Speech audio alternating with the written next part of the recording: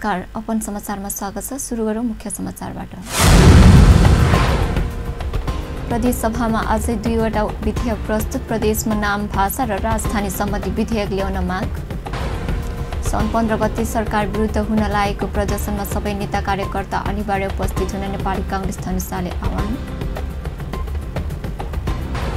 प्रधान न्यायाधीशका लागि सिफारिस भएका जोशीको नाम अनुमोदन गर्ने बारे निर्णय गर्न संसदीय सुनवाई समितिको बैठक आज बस्दै। प्रतिनिधि सभाका सभामुख महराको कञ्चनपुरमा निर्मला पन्तको बलात्कार गरी हत्या भएको विषयमा सदनलाई यथार्थ जानकारी गराउन सरकारले रुलिङ। र दुर्घटना न्यूनीकरण गर्न जिल्ला ट्राफिक प्रहरी कार्यालयको सक्रियता। अब समाचार विस्तारमा। सत्ताधारी राष्ट्रिय जनता पार्टीको प्रदेश सभा सदस्यहरूको प्रदेश नाम, भाषा र राजधानी सम्बन्धी विधेयक ल्याउन सरकारलाई डराइरहेको आरोप लगाएका छन्। आइतबार बिहान 11 बजे बोलाए पनि 12 बजे सुरु भएको बैठकमा बोल्दै राजपा नेपालका प्रदेश सभा सदस्य मनिष सुमनले प्रदेशको नाम र भाषामा विवाद हुने सम्भावना रहे पनि जनकपुरका धाम राजधानी हुनेमा करिब सबै दल राजी रहे पनि राजधानी सम्बन्धी विधेयक किन नल्याएको भनी प्रश्न गरेका थिए।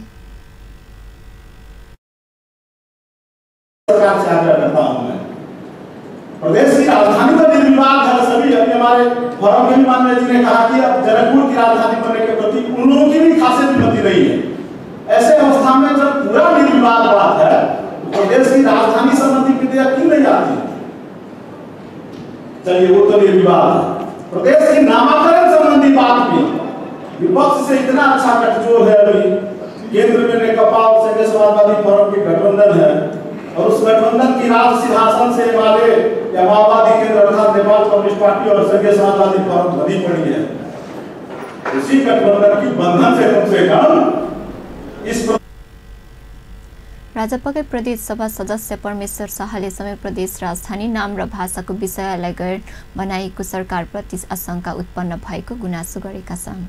6 महिनासम्म बेसी भएकोले यो राजधानी के नामाकरण एक भाषा कहिया शुरू करेगा, सफल में कहिया होगा। सब दिन हम सब एक अस्थायी के रूप में बुझी जय के चलते बहुत मान्य सब आयो अपने के डेरा बनना के लगा छै, बहुत कोई राजनीतिता के रूप में लगा छै, कोई प्रकार के इंफ्रास्ट्रक्चर के।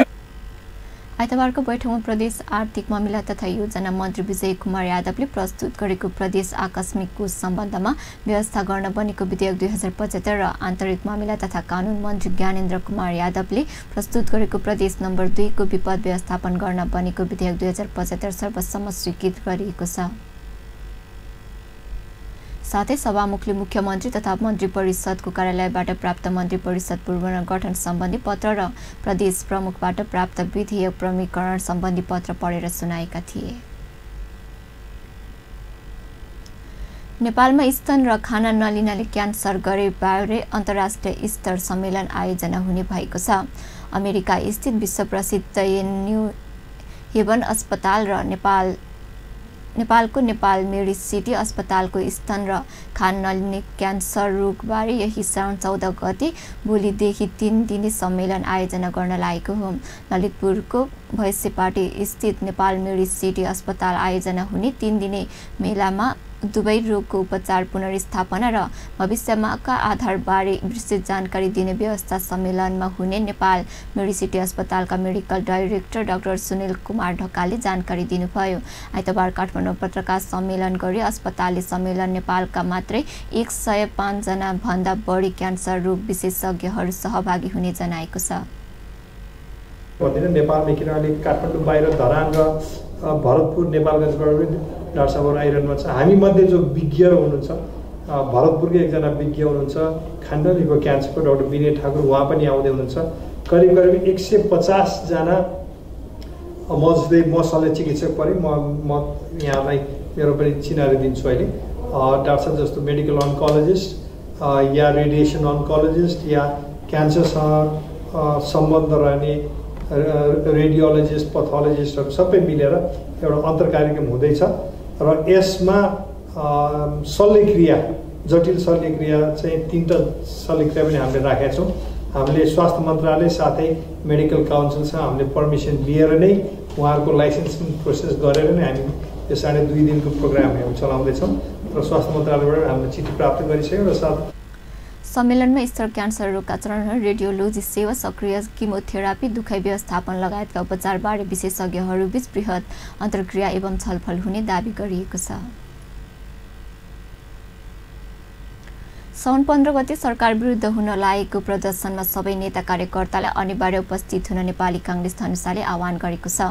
पार्टी कार्यालय धनुषा आयोजित पत्रकार सम्मेलनमा 2/3 धब्बामा सरकार अधिनायकवाद तर्क उन्मुख भएको र सरकारको 6 महिनाको शासन चर्को, कर महँगी र भ्रष्टाचार बढेकाले सरकारलाई सचेत गराउन नेपाली कांग्रेस देशव्यापी रूपमा साउन 15 गते बृहत प्रदर्शन गर्ने कार्यक्रम अनुरूप जनकपुरमा समेत प्रदर्शनको तयारी गरिएको बताइएको छ।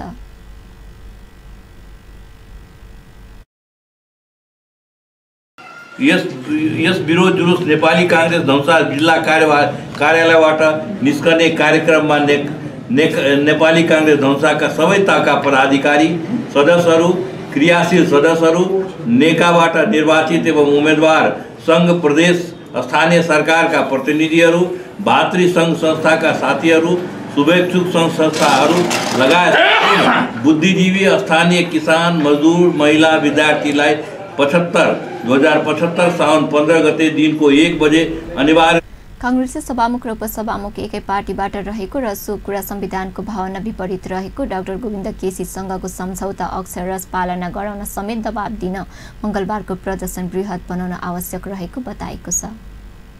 पत्रकार सम्मेलनमा पार्टीका धनुषा सभापति महेश शंकर गिरी, पूर्व सभापति राम सरोज यादव, स्मृति नारायण चौधरी, सरस्वती चौधरी, मुक्ता यादव, सन्तोष यादव सहितको उपस्थिति थियो। राष्ट्रिय प्रजातन्त्र पार्टी प्रजातान्त्रिकका अध्यक्ष पशुपति शमशेर राणाले महँगी विरुद्ध 16 गते प्रदर्शन गर्ने र चरणबद्ध आन्दोलन गर्ने घोषणा गरेका छन्। जनकपुर धाममा पार्टीद्वारा आयोजित पत्रकार सम्मेलनमा आफ्नो प्रेस विज्ञप्ति वाचन गर्दै अध्यक्ष राणाले साउन 16 गते महँगी र चर्को करको विरुद्ध पार्टीको नेतृत्वमा राजधानीमा कडा विरोध कार्यक्रम र प्रदर्शन गरिने बताएका छन्। हाम्रो कडा विरोध हुन्छ। कडा विरोध के प्रदर्शन मात्रै कि अरू के होइन, सबभन्दा पहिला त प्रदर्शन गर्नु पर्यो नि, विरोध। त्यहाँबाट के गरिन्छ हेर्दै जाउँ न। अहिले त प्रदर्शन महँगी विरुद्ध कस्तो रणनीति बनाउनु?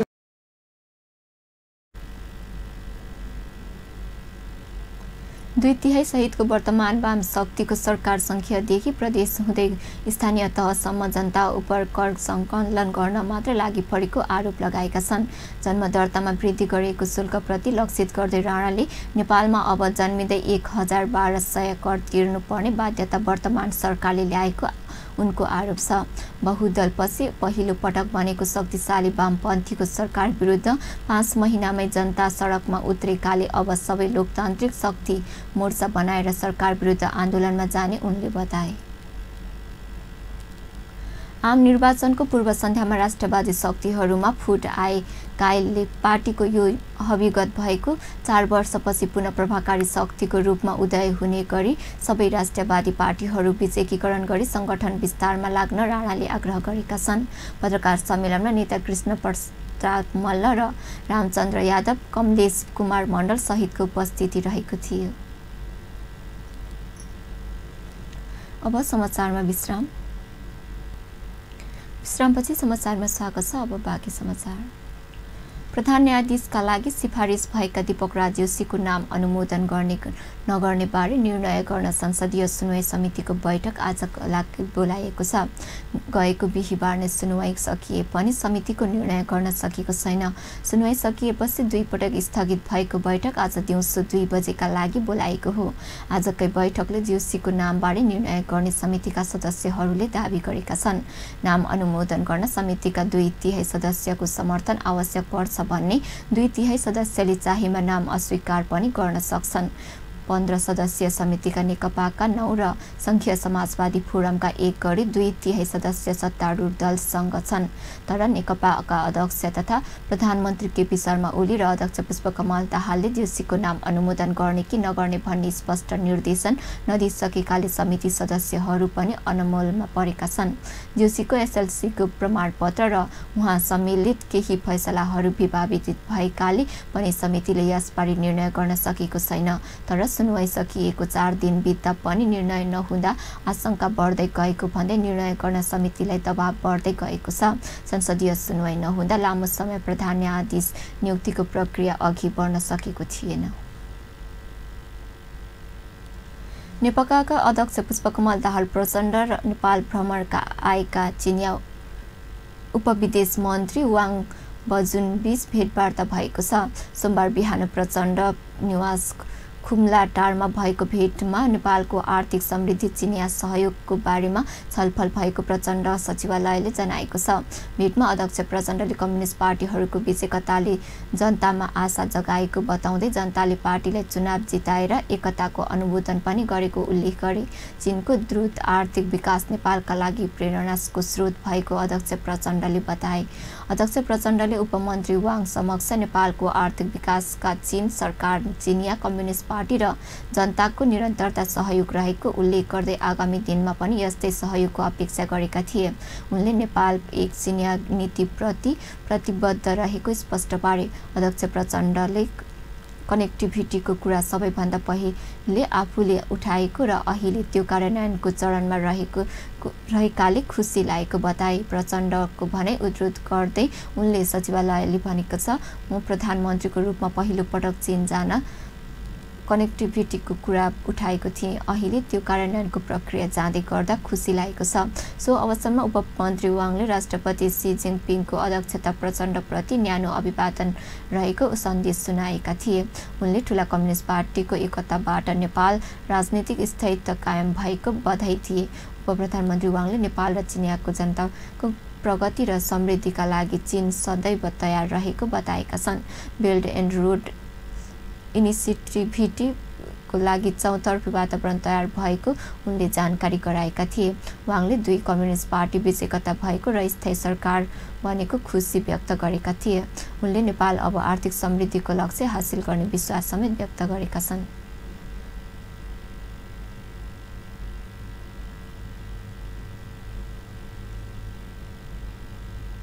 प्रतिनिधि सभाका सभामुख कृष्ण बहादुर महराले कञ्चनपुरमा निर्मला पन्तको बलात्कार गरी हत्या भएको विषयमा सदनलाई यथार्थ जानकारी गराउन सरकारले रुलिङ गर्नुभएको छ। प्रतिनिधि सभाको आइतबारको बैठकले शून्य समय र विशेष समय बोल्ने अधिकांश सांसदहरूले कञ्चनपुर घटनालाई लिएर सरकारको चर्को आलोचना गरेका थिए।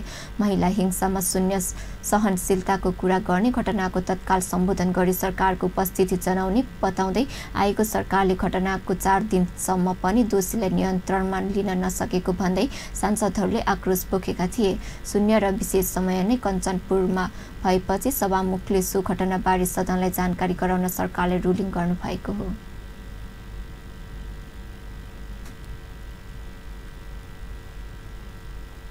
सभामुख महराले सभामुख र उपसभामुखको विषयमा अदालतमा मुद्दा परिसकेको सदनमा जानकारी गराउन नसक्ने भन्दै सांसदलाई सचेत गराउनुभयो। सांसद उमा रेग्मीले कञ्चनपुरमा 13 वर्षीय निर्मला पन्तको बलात्कारको घटनामा सरकारले दोषीलाई कारबाही गर्नुको सट्टा जनतामाथि धडक पडक गरेको भन्दै आपत्ति जनाउनुभयो। बलात्कारलाई कारबाही गर्नुको सट्टा सरकारले जनतामाथि लाठी बर्साएको दाबी गर्नुभयो। अब फेरि समाचारमा विश्रामपछि समाचारमा स्वागत छ। अब बाँकी समाचार। प्रतिनिधि सभाको बैठक राष्ट्रिय चिकित्सा शिक्षा विधेयकमाथि सैद्धान्तिक छलफल सुरु गरिएको छ। प्रतिनिधि सभाको आइतबारको बैठकमा राष्ट्रिय चिकित्सा शिक्षा विधेयकमाथिको सैद्धान्तिक छलफल सुरु भएको हो। छलफलमा भाग लिँदै 70 नेपाल कम्युनिस्ट पार्टी नेकपाका सांसद खगराज अधिकारीले विधेयकमा नर्सिङ, फार्मेसी लगायत क्षेत्रलाई समेट्नु पर्ने जोड दिनुभयो। विधेयकको गुणस्तरीय स्वास्थ्य सेवामा जोड दिए पनि स्वास्थ्य क्षेत्रको समग्र सुधार चासो नदिएको उहाँको भनाइ छ। डाक्टर गोविन्द केसीसँग सहमति गरेपछि सरकारले शुक्रबार बसेको प्रतिनिधि सभाको बैठक यो विधेयक पेश गरेको थियो। सांसद अधिकारीले विधेयकमा निजी क्षेत्रले ल्याएको विकृति कुरीतिलाई अन्त्य गर्ने व्यवस्था गर्नुपर्ने आवश्यकता पनि औल्याउनुभयो। प्रमुख प्रतिपक्ष दल नेपाली कांग्रेसका सांसद दिलेन्द्र प्रसाद बडुले विधेयकमा भएको व्यवस्था अनुसार कानून निर्माण ढिलाइ नगर्न सरकारको गम्भीर ध्यानकर्षण गराउनुभयो। उहाँले सरकार गोविन्द केजीसँग भएको सहमति अनुसार कानून निर्माण गर्न इमानदार हुने विश्वास व्यक्त गर्नुभयो। कांग्रेसका अर्का सांसद भक्त कुमार शाहले विधेयकलाई जस्ताको त्यस्तै पारित गर्नुपर्ने माग गर्नुभयो। उहाँले गोविन्द केसीसँग गरिएको सहमति अनुसार ल्याइएको विधेयकलाई संशोधन गरिरहन नपर्ने पनि अडान राख्नुभयो। सांसद शाहले राष्ट्रिय चिकित्सा शिक्षा विधेयकको नाममा राजनीति गर्ने मनसाय आफूहरूको नरहेको तर्क पनि गर्नुभयो। सरकारको हकमा कारगर विधेयक ल्याउन ढिलाइ भएको सांसद शाहको आरोप छ। सांसद सरिता गिरीले विधेयक संविधान र कानून विपरीत रहेको आरोप लगाउनुभयो। स्थानीय प्रदेश र केन्द्रको स्पष्ट कार्य विभाजन सहितको कानून निर्माण गरेपछि मात्रै सो विधेयक ल्याउनु पर्ने उहाँको तर्क छ। सांसद प्रेम सुवालले भने सरकारले ल्याएको राष्ट्रिय चिकित्सा विधेयकप्रति आपत्ति जनाउँदै स्वास्थ्य क्षेत्र निजी क्षेत्रलाई दिनै नहुने तर्क गर्नुभयो। जनता पक्षपात गर्ने गरी विधेयक आएकाले त्यसको विरोध गर्नु परेको सांसद सुवालको भनाइ छ। प्रमुख प्रतिपक्ष दल नेपाली कांग्रेसले सभामुख र उपसभामुख फरक फरक दलको हुनुपर्ने संवैधानिक व्यवस्था कार्यान्वयनका लागि संसद सरकारलाई दबाब दिइरहेको स्पष्ट पारेको छ। नेपाली कांग्रेसका नेता दिलेन्द्र प्रसाद बडुले सभामुख र उपसभामुख एउटै दलको हुन नहुने विषय अदालतमा विचाराधीन रहेकाले फैसला नआएसम्म प्रतीक्षा रहिरहने पार्टीको अडान पनि राख्नुभयो। आइतबार प्रतिनिधि सभाको बैठकमा सभामुख कृष्ण बहादुर महराले अदालतमा विचाराधीन रहेकाले सो सम्बन्धमा सांसद छलफल गर्न नमिल्ने जानकारी गराउनु भएको थियो। सोही सम्बन्धमा सञ्चारकर्मीलाई टिप्पणी गर्दै कांग्रेस नेता बडुले आफूहरू पनि अदालतको आदेशको प्रतीक्षा रहेको प्रतिक्रिया दिनुभयो। उहाँले संसदमा भने यो एजेन्डा नछोडेको सन्देश पनि दिइरहेको योजना सुनाउनुभयो। अदालतको निर्णयको प्रतीक्षा त स्वाभाविक रूपले सबले गर्नुपर्छ, हामी पनि गरिरहेको छौँ। तर एजेन्डा हामी छोड्दैनौँ। हामीले हिजो पनि छोडेका छैनौँ, अझ पनि छोड्दैनौँ। तर प्रतीक्षा जरुर पनि सम्मानित अदालतको आदेशलाई हामी प्रतीक्षा गर्छौँ। तर यो बिचमा पनि हामीले प्रभाव पार्ने गरी उठाउने भने पनि होइन। यो विषय हामीले छोडेका छैनौँ है भन्ने जानकारी हामीले समयसँग गराएको छौँ। अहिले पनि यसको अर्थ हामीले अदालतको निर्णयलाई प्रभावित गरे हो भन्ने पनि मान्नु भएन नि त। हामी त्यो रूपले बोलिरहेका होइन। त्यसकारण हामी यसलाई आज भन्नु परिरहेका छ। हामी त्यसरी बोलेका पनि होइनौँ। तर हामी यो इस्यु छोडिरहेका छैनौँ। संविधानको विषय हो, हामीले बुझेको विषय त हामी बोल्छौँ। अदालतले के बुझेर कसरी निर्णय गर्छ यो अदालतको विषय हो। नेपाली कांग्रेसले संवैधानिक व्यवस्था अनुसार सभामुख र उपसभामुख मध्ये एक पद छोड्न सत्तारूढ नेपाली कम्युनिस्ट पार्टी नेकपालाई दबाब दिँदै आएको छ। कांग्रेसले सबै प्रदेशको प्रदेश सभामा पनि सभामुख र उपसभामुख मध्ये एक पद आफ्नो दलले पाउनुपर्ने संवैधानिक व्यवस्था रहेको तर्क गर्दै आएको छ। दुर्घटना न्यूनीकरण गर्न जिल्ला ट्राफिक प्रहरी कार्यालयले सक्रियता बढाएको छ। धनुषा जिल्लामा सडक र सवारी दुर्घटनाको संख्यामा दिनदिन वृद्धि हुँदै गएको गुनासोको बेला जिल्ला ट्राफिक प्रहरी प्रमुख रूपमा आएका प्रमुख निरीक्षक दीपक कुमार शाहले दैनिक 3 पटक विभिन्न चेक जाँच गरिरहेका छन्। धन्यवाद। मुख्य गरी तपाईको धनुषा जिल्लामा सवारी दुर्घटना नबढोस् र सडक दुर्घटना तथा सवारी दुर्घटना तपाईको नियन्त्रण र न्यूनीकरण गर्नका निमित्त हामीले दिनहुँ जसो दैनिक 3 पटक चेकिङ गर्ने गरेका छौँ। प्रहरी निरीक्षक शाहका अनुसार दैनिक बिहान 7 देखि 9:30 बजेसम्म, दिउँसो 2 बजेदेखि 2:30 बजेसम्म र बेलुकी 7 बजेदेखि 9:30 बजेसम्म गरी 3 दिन पटक चेक जाँच गरिरहेको बताए। सरप्राइज चेक जाँच र राइबन्द मेसिनले सवारी साधनको गति मापन गर्ने काम भइरहेको र कारबाही समेत गरिरहेका बताए। चेक जाँचका क्रममा स्कुल बस र एम्बुलेन्सका चालकहरू व्यापक लापरवाही गरेको पाइएको उनको भनाइ थियो। एक स्कुल बस चालकको चालक अनुमति पत्र जीप कारको रहे पनि उनले बस चलाउँदै गरेको पाइएको थियो। लाइसेंस की चेक कति लाइसेंस न है? लाइसेंस है, लाइट के लाइसेंस। लाइट लाइसेंस है, स्कूल के बस चला सके? उससे तो हम नहीं जानी थी। कति कॉल के था? कति कहे ड्राइवर हेभी ड्राइवर ला से बात ला लाइट ड्राइभर हो कि हेभी गाडीहरूको त किन प्रहरी निरीक्षक शाहका अनुसार गत आर्थिक वर्षमा सडक र सवारी दुर्घटनामा परि जिल्लामा 56 जनाको मृत्यु भएको हो।